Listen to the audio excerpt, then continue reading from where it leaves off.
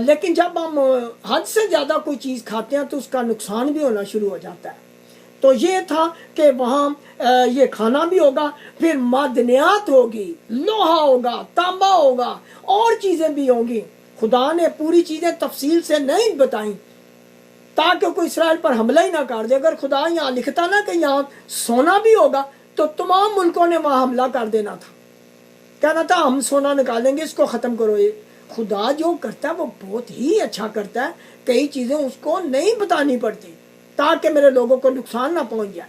تو تانبے کے بارے میں کہا تھا، لوگوں نے تانبے کی کوئی پرواہ نہیں کی. لوہا بتایا، اس کی بھی پرواہ نہیں کی کیونکہ ان کے اپنے ملکوں میں لوہا تانبا ہوتا ہے، لیکن سونا نہیں بتایا.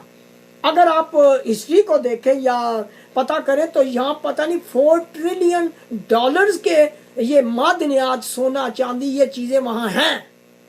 یہ امریکہ نے ان کو پتہ چل چکا ہے. جیک وینی یہاں ایک اسکالر ہے، ایک کرسچن، تو اس نے بتایا تھا کہ وہاں 4 ٹریلین ڈالرز کے معدنیات کے ذخیرے ہیں اسرائیل میں.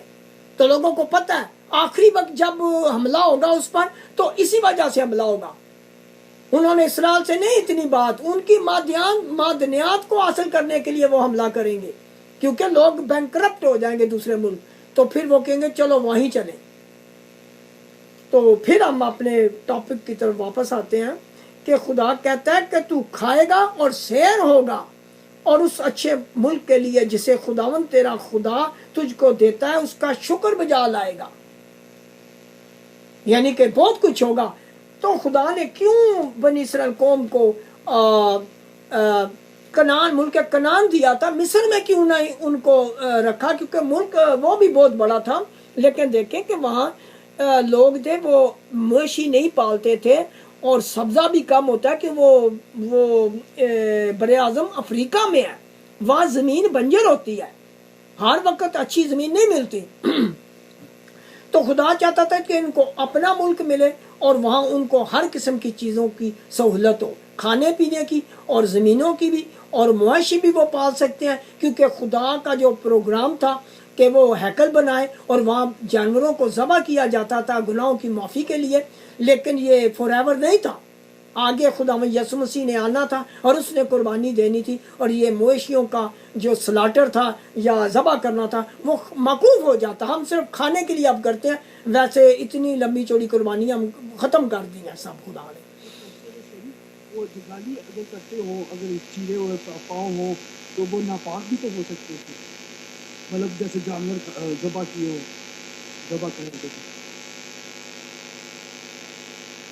جگالی، مطلب پاؤں میں جو چیرے نہ ہوں جیسے نہیں. یہ تو دیکھیں یہ جو ٹاپک ہے نا، یہ جو جگالی والا، یہ تو خدا کو پتا تھا کہ کن کن چیزوں کو اس نے پہلے سے شریعت میں لکھ دیا تھا کہ بھئی یہ چیزیں ہیں جو یہ تم نے ذبح کرنی ہے، یہ تمہارے لیے حلال ہے. اور جو چیزیں جگالی کرتی ہیں لیکن ان کے پاؤں نہیں چرے ہوئے وہ حرام ہے. گھوڑا بھی حرام ہے، اونٹ بھی حرام ہے، کیونکہ اونٹ جگالی تو کرتے ہیں لیکن ان کے پاؤں چرے ہوئے نہیں ہیں، بلکہ وہ گدی سی بنی ہوتی ہیں اونٹوں کے پاؤں کی، تو چرے نہیں ہوتے. گائے جگالی کرتی ہے لیکن اس کے پاؤں چرے ہوئے ہیں، اس لیے گائے حلال ہے ہمارے لیے. اور بکری جو ہے وہ اس لیے حلال ہے کہ وہ کھاتی ہے لیکن جگالی نہیں کرتی، لیکن اس کے پاؤں کبھی وہ بند سے ہوتے ہیں، کھریاں ہوتی ہیں لیکن چری ہوتی ہیں، میرا خیال ہے وہ کرتی ہیں جگالی، یعنی گائے بیل کی طرح ہوتی ہے. اس لیے بکری اور بکرے یہ سب ہمارے لیے حلال ہے. لیکن خرگوش ہے وہ اس کے پاؤں گدی سے ہے، جگالی کرتا ہے لیکن وہ حرام ہے. خرگوش بھی حرام ہے. بطخ ہے جو وہ بھی حرام ہے. لیکن آج تک ہم پاکستانیوں کو نہیں پتہ چلا اور لوگوں کو نہیں پتا کہ بھئی بطخ ہے وہ حلال ہے کہ حرام ہے.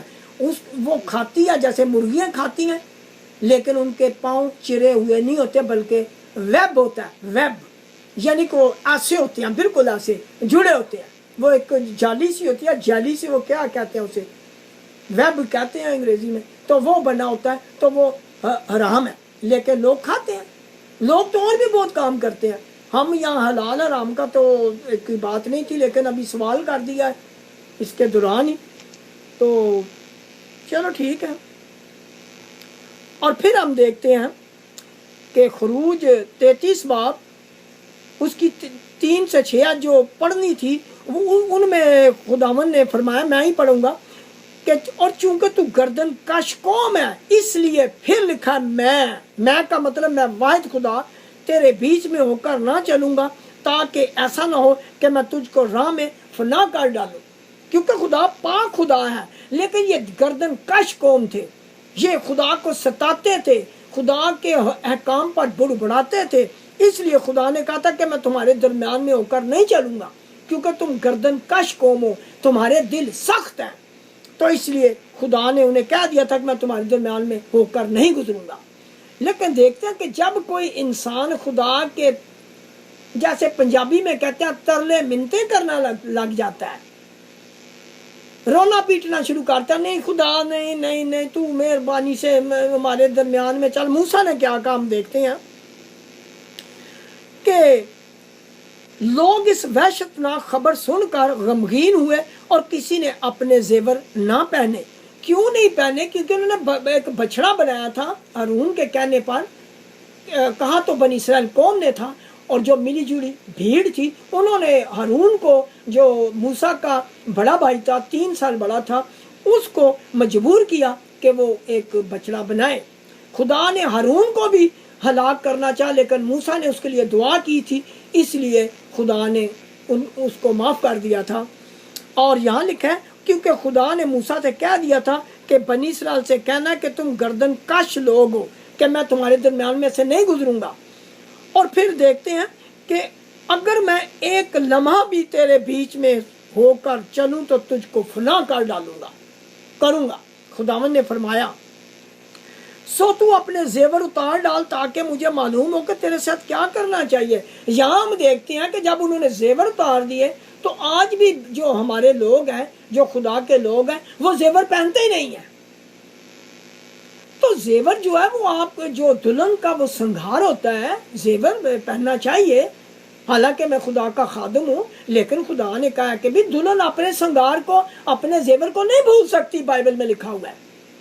خدا نے ایک قسم کی ان کو چھوٹ دی ہے کہ آپ زیور پہن سکتے ہیں، لیکن کیا نہیں کر سکتے کہ آپ اس سے بچڑا نہ بنائیں، کوئی مولٹن کوئی چیز نہ بنائیں، کوئی انسان کی شبیہ نہ بنائیں، دینیے دیوتے نہ بنائیں۔ خدا نے اس لیے کہا تھا کہ تو زیور نہ پہن، ان کو رکھ لے کسی جگہ۔ جب مقدسہ مریم اور حضرت یوسف نے یسوع مسیح کی پیدائش ہو چکی تھی تو ہیرودیس نے بچوں کو مارنا شروع کیا، تو آپ دیکھتے ہیں کہ وہاں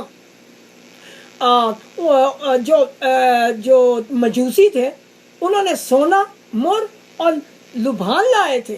سونا اس لیے تھا تاکہ وہ بادشاہ ہے، سونا، اور اس لیے بھی کہ جب وہ دوسرے ملک میں جائیں گے تو ان کو پیسے کی کمی نہیں ہوگی، کیونکہ سونا بہت قیمتی ہوتا ہے، تو اس سے ان کی جو کھانا پینا خدا نے یہ انتظام کیا تھا اس کا، اس لیے سونا لا کے دیا گیا تھا۔ تو سونا غلط چیز نہیں ہے، ہم نے اسے مکروہ بنا دیا ہے۔ پیسہ بھی پھر خراب ہے۔